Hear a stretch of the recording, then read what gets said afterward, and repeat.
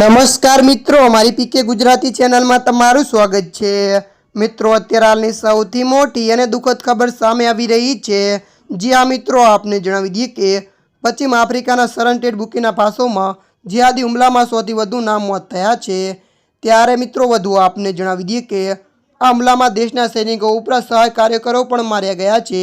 તેમ કહેતા સ્થાનિક રહેવાસીઓએ જણાવ્યું હતું કે આ હુમલામાં મુખ્યત્વે કરીને મિલિટરી બેઝિસે જુદા જુદા અનેક સ્થળોએ આતંકી હુમલા વારંવાર થતા જ રહે છે, પરંતુ સોમવારે આજે થયેલો હુમલો તો એ ભયંકર હતો।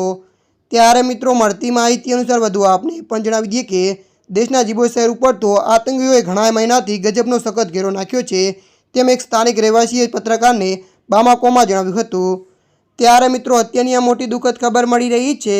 ત્યારે મિત્રો હાલ માટે આટલું, મળીશું નવી અપડેટ સાથે। જો તમને અમારો વિડીયો પસંદ આવે લાઇક, શેર અને સબસ્ક્રાઈબ કરી નાખજો। ધન્યવાદ।